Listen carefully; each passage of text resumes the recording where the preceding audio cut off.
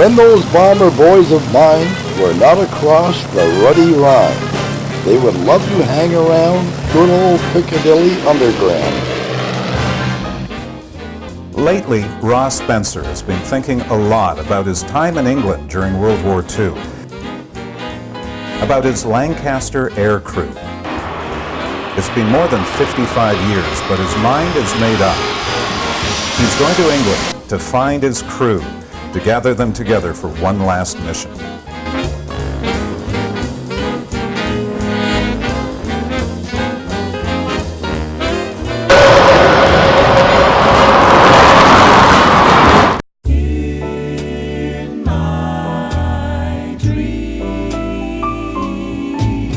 I suppose this is where it all began, Hixon in Staffordshire, when I met my bomber crew for the first time. There's Tom Ritchie, flight engineer from Dunholme, Scotland. John English, navigator from Consett near Newcastle in Tyne. Brian Mead, rear gunner from London. Peter Anstruther, mid-upper gunner from Kent.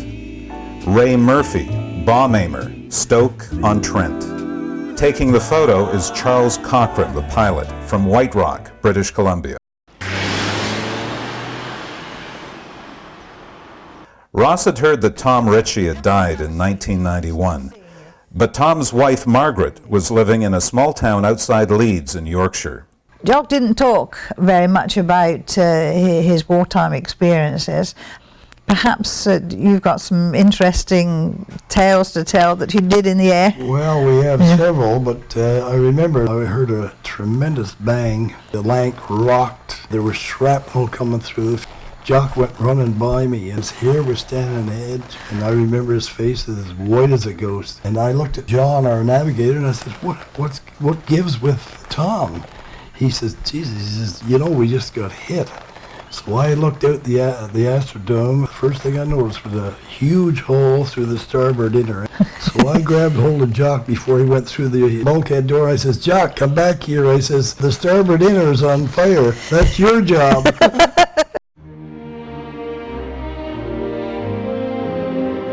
Ross visits Tom Ritchie's grave in Oxford and pays his respects.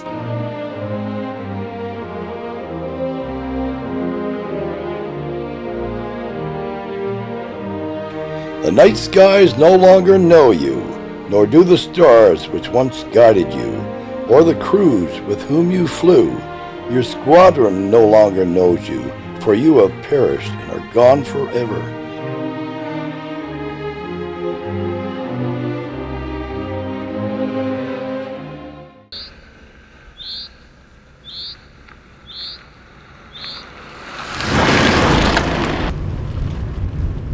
Ross was stationed in Dunholme Lodge in 1944.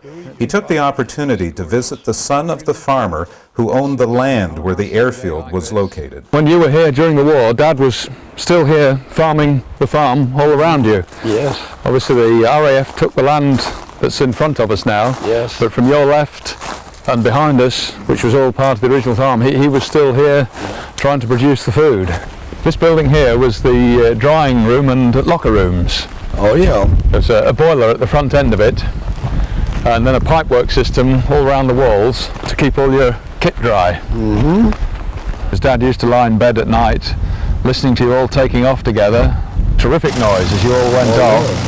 Yeah. And then of course he used to lie there wondering who was going to come back and how you'd got on with the raid. And of course sometimes he'd always hear next day how many had come back and how many hadn't.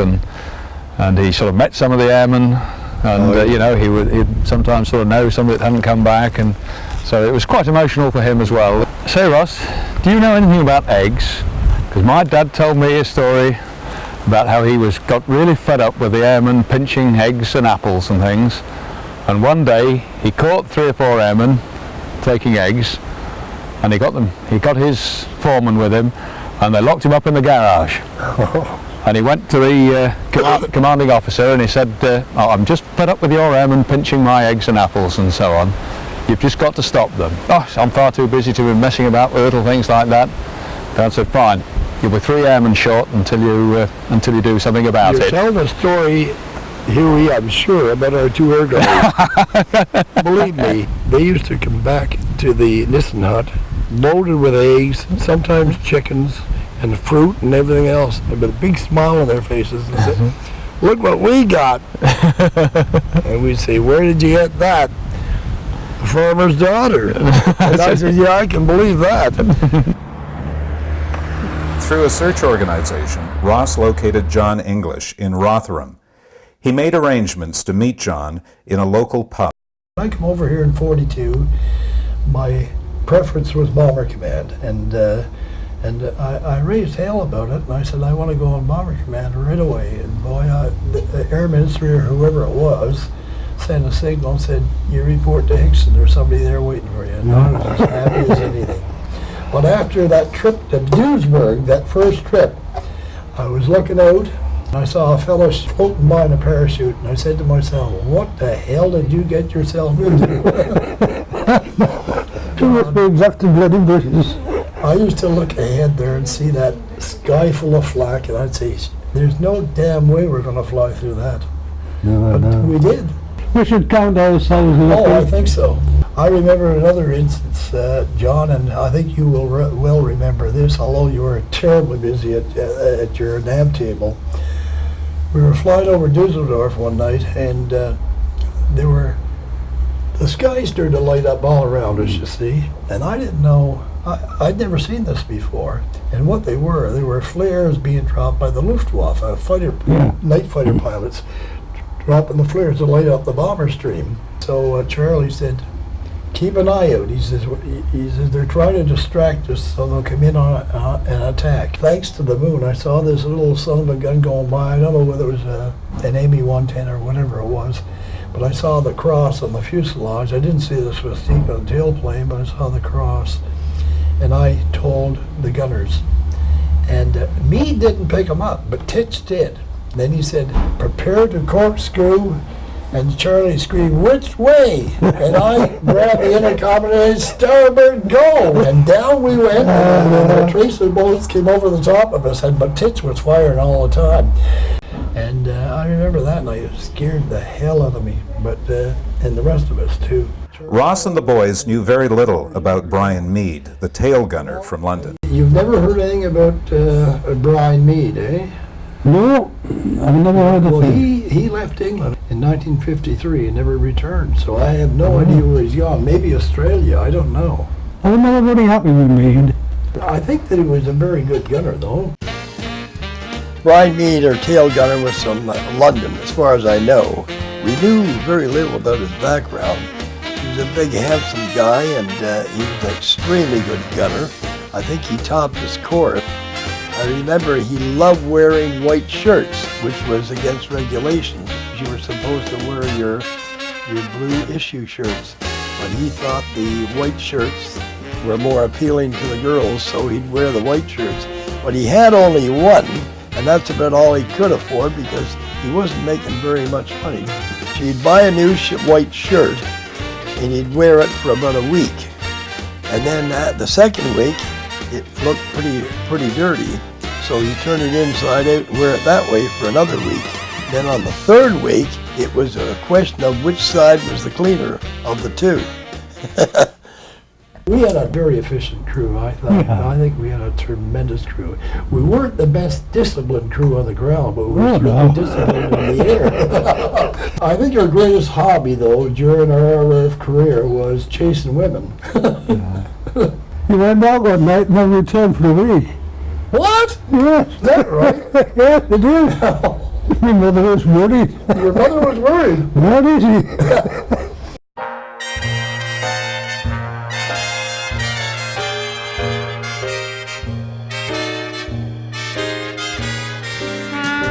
Ross had heard that Peter Anstruther had moved to Canada in the early 1950s, lived with his wife Margaret in Oakville, Ontario, near Toronto. Peter had died of cancer in 1987. Ross was certain that Peter would have cherished the idea of reuniting with his old crewmates. Peter Anstruther was a great little fellow, and he was about 5'1", but he was a very good mid-upper gunner. and very conscientious. He was a bit of a character too. He was always great with these songs that he had made up, and they weren't always the cleanest things through the years, but anyway, he'd sing them over the intercom, and that would annoy Charlie when Charlie was trying to get some information passed to any of the crew members. But anyway, he was a great guy to have along. O come, Emmanuel, redeem thy captive Israel. Many of the air crews were based in Lincolnshire. Residents there would gather during the war in churches and cathedrals to pray for the safety of the airmen and for the community. Rejoice, rejoice, Emmanuel shall come to thee, O Israel. This is good old Lincolnshire, home of the lank and the sod, where the WAFs speak only to the bomber boys, and the latter speak only to God. Ross had a difficult time tracking down Ray Murphy because he couldn't remember his first name. Ross knew him only as Spud Murphy, but some phone calls and some detective work turned up Spud. Hello, Ross. Welcome to Raymond. Stone. Welcome to Stone. Do you remember the time we went to, I think it was Nuremberg or Stuttgart, and we passed over Augsburg, Yes, and yes. we got a lot of flack. Yes, that's And right. Charlie says to John over the intercom, "What kind of courses are you steering me on tonight?" John says, "Why?" He says, "Christ, we're over Augsburg." He says, "We're on our way to Stuttgart." He says, and John says, "Sorry, skipper, it's my mistake." He says, "Some bloody mistake." He says, "Christ, he says, the sky is full of black here. When we get back, I'm going to call this 2 operations, not one." Where were you? You were right in the nose looking Yes, into that, yes. because we were preparing for the bombing That's run, right, eh? that's right. We went on and bombed the target after That's that. right, that's right, that's right. And we must have lost, what, 5,000 or 10,000 feet on that dive? Oh, yes, yes, yes. Yeah. And of course, Charles took the appropriate action, which I understood was to roll the aircraft, climb 500 feet, roll it again, climb another 500, and then come down in the same way like a leaf comes Well, down. he followed the book then. Yeah, that's right, yes. Yeah. And of course it was, actually it did the trick, there's no Yeah. doubt about that. Right. Because nobody was injured, and Yeah. although the aircraft was old a bit, Yeah. we got back and I know. we did the bombing as we Yeah, supposed that's to do. right. And That's right. I know that we were really shaken up because we never liked to talk about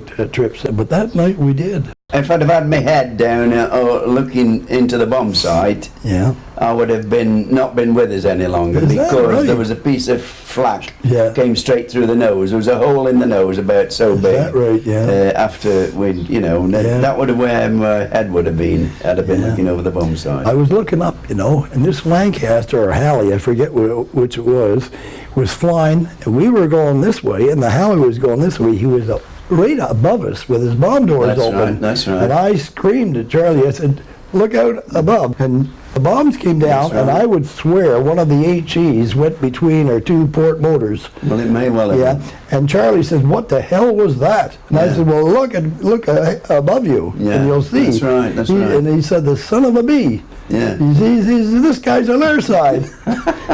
Yeah, we're a very close-knit crew, and we stayed together. We'd go to town together, and But I hadn't used to always go to the pub with you, had I? I used don't to say, know. "I'll see you in the dance." I used to have one drink and then go into the dance. yeah, that's and you'd right. come in Yeah, later. Yeah, that's right. But of course, there were occasions when Jock used to get a bit too merry and he used to come back and wake me up, You're fetch me right. out of bed. Remember?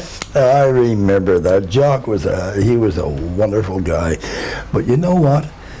People asked me about Jock, and I said, I never really got to know him. And I said, "What do you mean?" I said, "Well, we had a language barrier." I said, "He was Scotch and I was Canadian." And I said, I could never understand what he was saying. And I said, and over the intercom in flight, I said it was impossible. And Jock would say something to me over the intercom, and I'd lean over to Johnny, our navigator, and say, "Johnny, what did he say? I don't understand what he's saying." And he'd yell back in my ear, what he said, because he didn't want it to go over the intercom. Because, but anyway, Tom was a wonderful guy.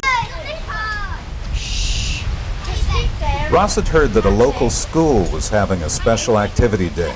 It was in remembrance of the impact of World War II on the lives of the people of Lincolnshire. Ross decided to drop in and see what was happening. I was in London when the doodlebugs just started. The motor would stop and down they'd come and boom. Did you have any relatives in the Air Force? I had a brother that was flying, he was with the number 6 bomber group, Canadian bomber group. I was with the Royal Air Force, but he was with 419 Squadron, and that was my eldest brother, but unfortunately he was killed. He was shot down over Leipzig, and he's buried in Germany. What kind of bombers did you fly? What kind of bombers? Lancaster bombers, Mark 1. Did you ever kill anybody? Well, I imagine we did, Joseph, and that's a tragedy that you get in warfare. When people come under our attack, or cities come under our attack, we're bound to hit a lot of innocent people, and that can't be helped. But that's the tragedy of war. I didn't have time to think of the people below. I just thought of the people in the aircraft.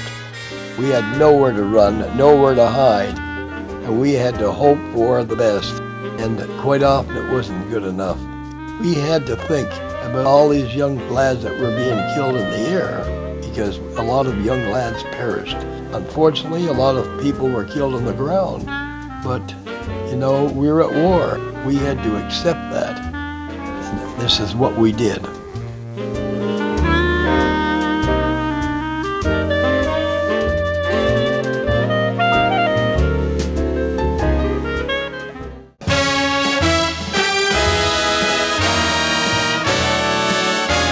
Ross visits Scunthorpe to talk to locals about their memories of the war. Stepping out with a memory tonight to paint Lincoln Town the way we used to do. I'll dine at our favorite pub where we had so much fun and order ales for 7 instead of the usual 1. I remember one thing what sticks out in my mind, Ross, more than anything during the war. And that was when 1,000 bombers flew over Scunthorpe in England. Was that a fact? Yeah, that's a fact. I was only a kid at the time. But I can remember these 1,000 bombers. I says to myself, look out Germany, here they come. That's only the start. You've started it, they're going to finish it. I remember all the activity surrounding aeroplanes coming over to bomb the docks in Hull, but I would have thought that flying directly over steelworks to get to Hull, they would have had a few bombs that they could have put on the steelworks. When the war was over, we was all dancing around here near the Oswald. Absolutely packed out. Everybody was hilarious. Dancing, it was great. Victory. Well, I was in the WAF, and that's all there was about it, which we met up with a lot of you guys, didn't we, really? Yeah, that's right, yeah. Different places. And the old dances in the nappy, and you see, we always used to go for the Americans and the Canadians instead of the Englishmen, and they didn't like it. Oh. Yeah, I know that. Ross visits another airfield where he was stationed, Seiford, Staffordshire. I was constantly afraid for the simple reason that we didn't know what to expect. Death could come to us either suddenly or agonizingly slow. If you had a direct hit on your aircraft, you might have been killed instantly. On the other hand, if your airplane was disabled, you had to think about, should I jump or should I not? Who knows whether we would have any chance of surviving if we jumped over an inferno of flame that resembled hell.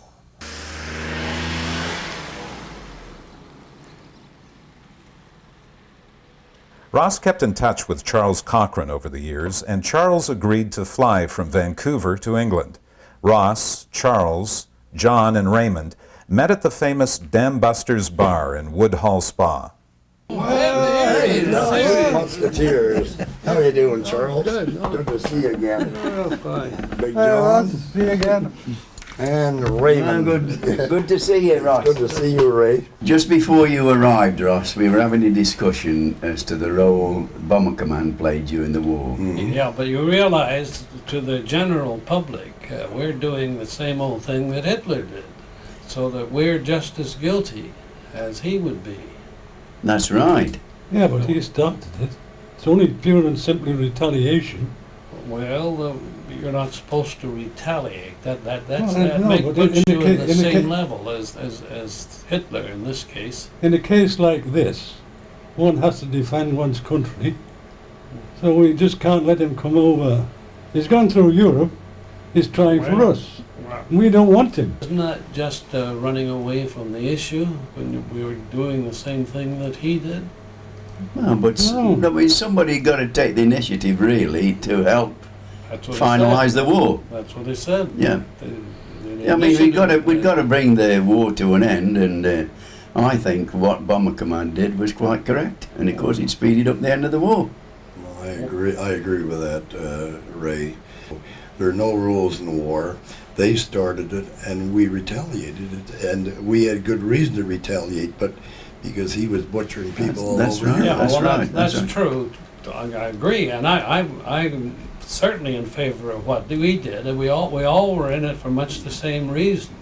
We had to do something to slow Hitler and get rid of him, in fact. That's right. But I'm not too sure it was the right thing to do. What about the raid on Dresden? Do you think that was all right?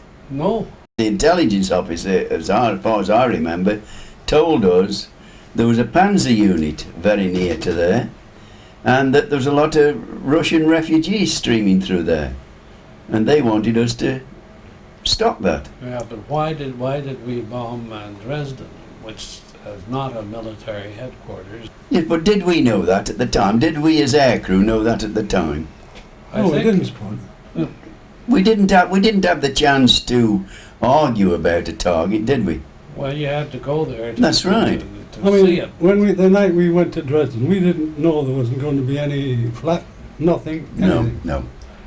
It was a soft touch, Yeah. yes. But should we have done it? Shouldn't we have just backed off and said, "Well, this is not the enemy"? Well, that's very debatable. I don't know. What do you think, Ross? Well, I think we did what we had to do. We were fighting a tyrant, and while we were bombing Dresden, they were sending buzz bombs on London, and the buzz bombs weren't aimed on strategic targets like our bombs were aimed. They were aimed on helpless civilians. That's right. That's my feeling. The raid on Dresden helped to accelerate the end of hostilities. And that in itself saved a lot of lives, because otherwise we would have lost a lot of Allied soldiers going in there. Well, that's a good argument, of course, and I don't argue with it. That is probably realistic, but that's just one isolated event. We certainly killed a lot of people that didn't have to be killed. The people that criticized our bombing raids on Germany are completely detached from the war. They're completely detached from the reality of war. There are no rules in warfare. You fight and you do what you have to do, and this is what we did. We were committed to do a job, and I think we achieved our objective. Well, I agree with that wholeheartedly. How do you feel? You've been quiet about this. Well, I think we had to do it. Yeah.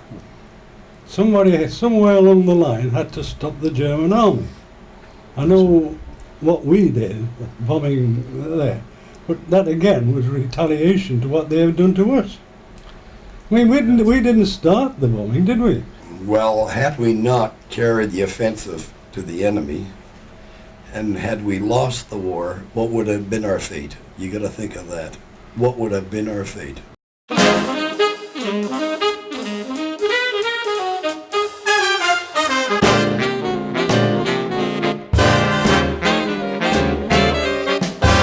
One last gathering of Ross and his 3 war buddies at RAF Coningsby. That's the site of one of only 2 Lancaster bombers that can still fly.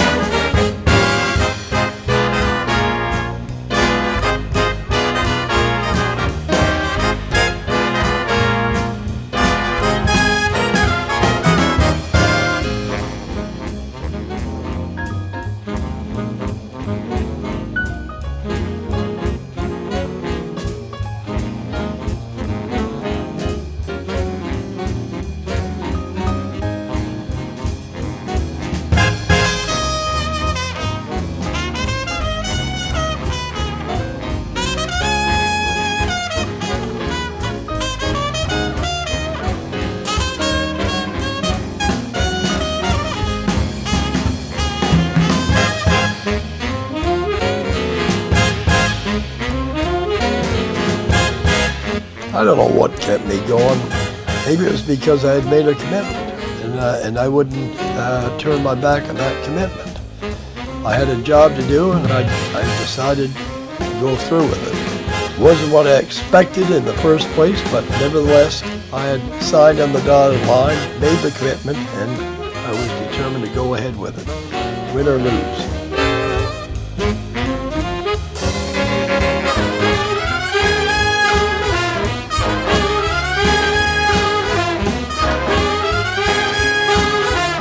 Although RAF authorities granted Ross and his crew permission to enter the Lancaster bomber at RAF Coningsby, they were understandably unable to offer them a complimentary flight.